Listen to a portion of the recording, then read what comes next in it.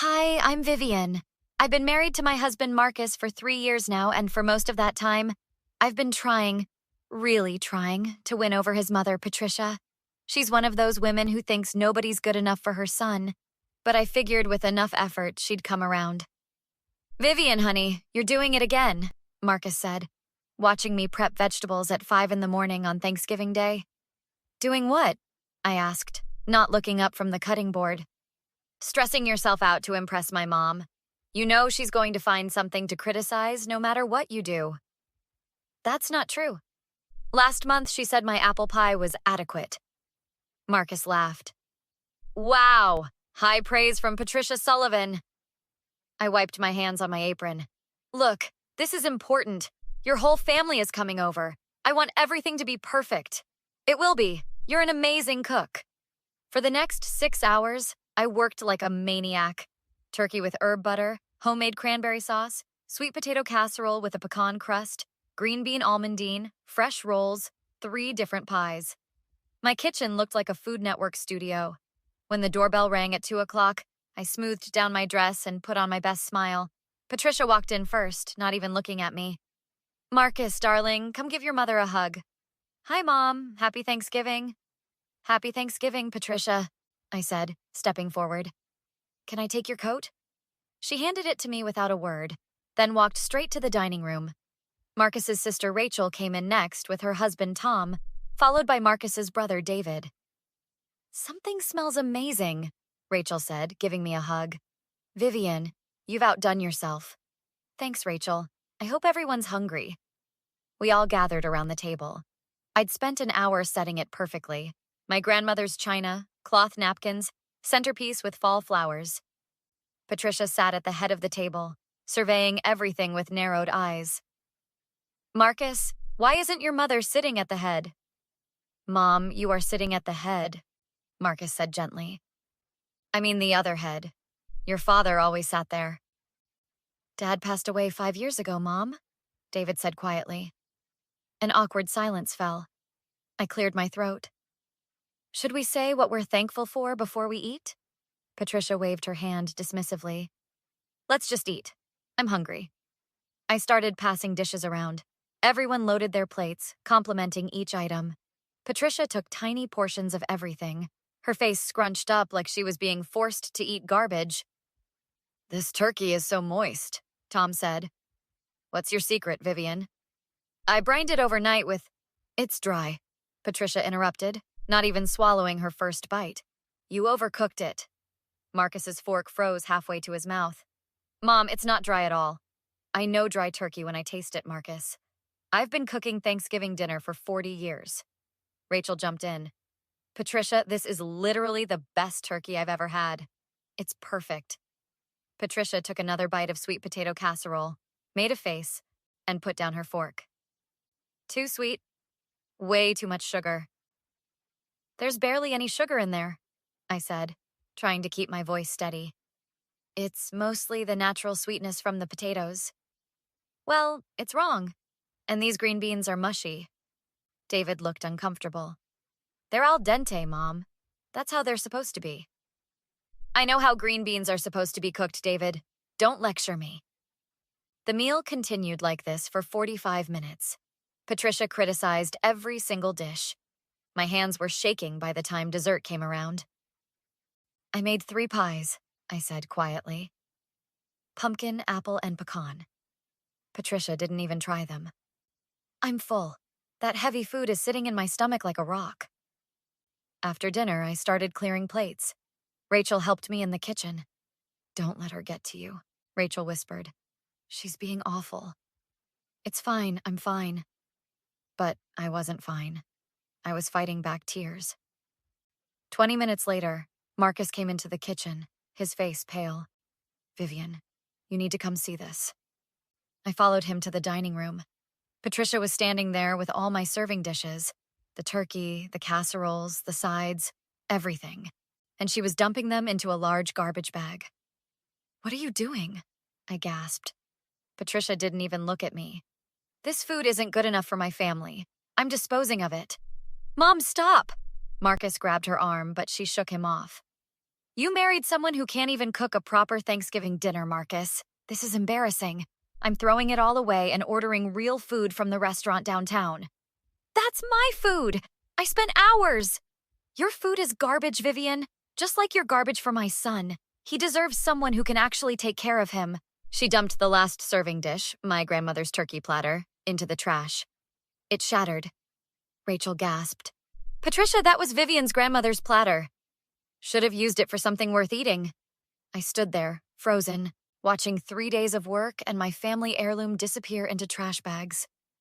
Patricia called a restaurant, ordered catering, and spent the rest of the evening acting like nothing had happened. But something had happened. Something inside me broke, then reformed into something harder. The next morning, I sat at my kitchen table with my best friend, Elena, who's a lawyer. She did what? Elena's eyes were huge. Dumped everything. Literally everything. Called it garbage. And Marcus just let her? I shook my head. He tried to stop her, but you know Patricia. She's a force of nature. After she left, he apologized for 3 hours straight. Apologizing doesn't fix your grandmother's platter. That's what I keep thinking about. That platter survived 2 generations. It was the only thing I had left from my grandmother. Elena pulled out her phone. Did anyone film this? Take pictures? Rachel got some video on her phone. She was so shocked she just started recording. Can you get that video from her? I texted Rachel. She responded immediately. Already saved it for you. That was unacceptable. My phone buzzed with the video file. Elena and I watched it together. Seeing it again made my stomach turn. Patricia's face was so smug, so satisfied as she destroyed my work. This is good evidence, Elena said slowly. But evidence of what exactly? What do you want to do here? I want her to face consequences. I want her to know she can't treat people like this. Okay, let's think. She destroyed your property, the platter. That's one thing, but the rest is more complicated legally. My phone rang. It was Marcus's brother, David. Hey, Vivian, I've been thinking about yesterday. That was really messed up. Thanks, David. No, I mean really messed up. I talked to Mom this morning, told her she needed to apologize. Want to know what she said? What? She said, why would I apologize for throwing out slop? If Vivian can't handle criticism, she shouldn't be cooking for this family. My hand tightened on the phone. She said that? Word for word. Then she said she's coming over to your house next week to teach you how to cook properly. She called it an intervention. Elena was gesturing frantically, pointing at her legal pad. I put David on speaker. An intervention? I repeated. Yeah. She's planning to show up Tuesday with her own ingredients and basically take over your kitchen. She's calling it rescuing Marcus from food poisoning. Elena started writing furiously. Tell him we want that in writing, she whispered. David, can you send me a text with exactly what she said? I want to make sure I understand.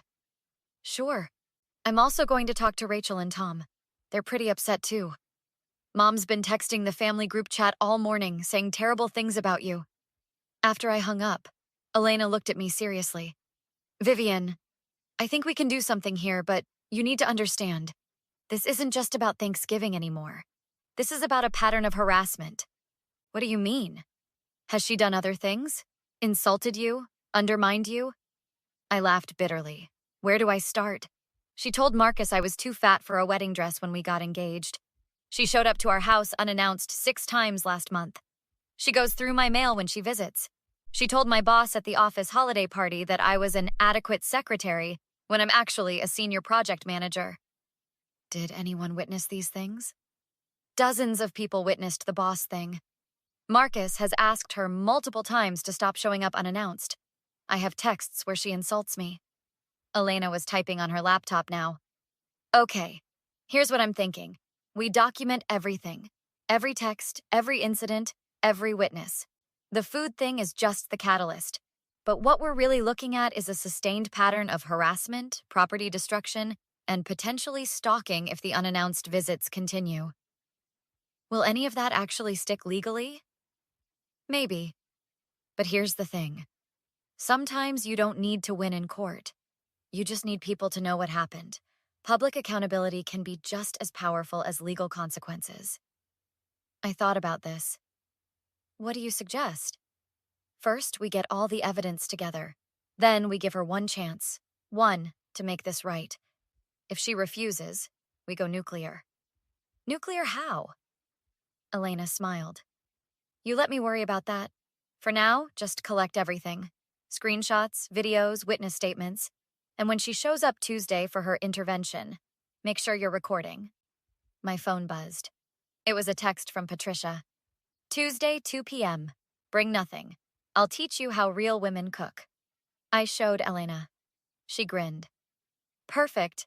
She's digging her own grave. Tuesday afternoon, I had 3 hidden cameras set up in my kitchen. Elena was in my bedroom listening. Marcus had taken off work. The doorbell rang at 2 o'clock. Patricia stood there with grocery bags. Hello, Vivian. Ready to learn something? Come in, Patricia. She walked to my kitchen and started unpacking. First lesson? Organization. Your pantry is a disaster. Marcus stepped forward. Mom, you shouldn't be here. We didn't invite you. Patricia ignored him. Marcus, this is for your own good. I can't have my son living on subpar food. The food isn't subpar, I said, and you had no right to throw it away. She turned to me, eyes cold. I'm the matriarch of this family. If I say the food is garbage, it's garbage. You destroyed my grandmother's platter. That ugly thing? You should thank me. Marcus's face was red. Mom, apologize and leave. Apologize? For trying to help? Marcus, you've gotten soft. This girl has made you weak. Patricia started throwing my pots on the floor. These are all wrong. Cheap garbage. Stop. I grabbed her arm. She shoved me. I stumbled against the counter. Marcus stepped between us. Mom, you just pushed my wife. Leave. Now. I barely touched her. She's dramatic. I said leave. Patricia's face twisted. Fine. But you're making a mistake, Marcus. She's going to ruin your life, just like her trashy food ruined Thanksgiving. You should have married Jennifer Parker. She was refined. But you married this nobody. Jennifer married someone else 6 years ago, and Vivian is incredible. You're just bitter. Look at what you settled for. I pulled out my phone and played the Thanksgiving video. The sound of breaking china echoed. Patricia went white. Where did you get that? Rachel sent it. Everyone saw what you did. Delete that right now. No. Delete it, or I'll... You'll what? Marcus interrupted. Threaten her? I'm recording this too, Mom. Patricia looked between us. You're both ungrateful. After everything I've done... You've bullied Vivian for 3 years, Marcus said. I've made excuses, but I'm done. You pushed her. You destroyed her property. I'm your mother, and she's my wife. Why can't you be happy for me? Patricia grabbed her purse. If you don't delete that video by tomorrow, I'm writing you out of my will. Keep your money, Mom. She stormed toward the door, then turned. You're going to regret this, Marcus. Get out! The door slammed. Elena emerged from the bedroom. Got every word, including the assault. Patricia had left her purse. Inside was a small bottle. Elena picked it up carefully. Ipecac syrup, I read. That makes you throw up. Elena's eyes widened. She was going to poison the food, make you cook something, put this in it, blame you when people got sick. Marcus looked sick. She wouldn't. She absolutely would, I said. She wants me out of your life no matter what. Elena bagged the bottle. This is attempted poisoning. This is serious. The police took my statement the next day. Detective Morrison listened to everything, then watched the videos. Miss Chen, this is harassment, assault, property destruction, and attempted poisoning. She could face serious charges. Good, I said firmly. 2 days later, Patricia was arrested. Marcus's phone exploded with calls. David called first. Vivian, Mom's in jail. She's saying you lied. I have videos. Elena's sending them now. There was a pause as he watched. Oh my God, this is insane. Rachel called next.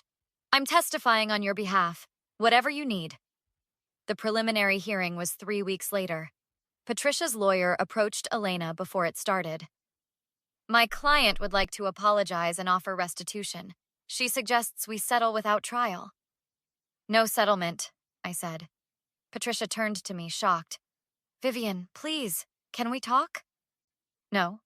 I'm sorry, I'm truly sorry. I was stressed and I took it out on you. It won't happen again. You're right. It won't, because you're facing consequences. But I'm apologizing. I'm trying to make this right. I stood up. You dumped my food. You broke my grandmother's platter. You shoved me. You brought poison to frame me. You've spent 3 years trying to destroy my marriage. Now that you're facing consequences, you want to apologize? Everyone deserves forgiveness. Not from me. You don't get my forgiveness. You get what you earned. The judge entered. Elena presented our evidence. Videos, texts, witness statements, the Ipecac bottle with Patricia's fingerprints. The judge looked at Patricia. Mrs. Sullivan, do you have anything to say? Patricia stood, dabbing her eyes. Your Honor, I love my son. I was trying to protect him. Sometimes mothers go too far, but it comes from love. The judge's expression didn't change. Mrs. Sullivan, you brought poison into someone's home. That's not love, that's malice. Patricia got 18 months probation, community service, a restraining order, mandatory anger management, and had to pay $3,000 for the platter's replacement value. Marcus and I walked out hand in hand. I'm sorry it came to this, he said. I'm not. She needed to learn. 6 months later, we hosted Thanksgiving again. Rachel, David, and their families came. My parents flew in. Elena brought her girlfriend. This turkey is perfect, my dad said. Best I've ever had. Marcus squeezed my hand under the table. Thank you for standing up to her. We did it together. Patricia tried contacting Marcus twice after probation. He never responded. She sent me a letter saying she'd learned her lesson and wanted to start fresh. I threw it away without reading it. Some people don't deserve second chances. Some people earn exactly what they get. What would you do if your mother-in-law destroyed your Thanksgiving dinner? Have you ever dealt with a toxic family member? Share your stories in the comments below. Don't forget to like and subscribe for more stories about standing up to toxic behavior.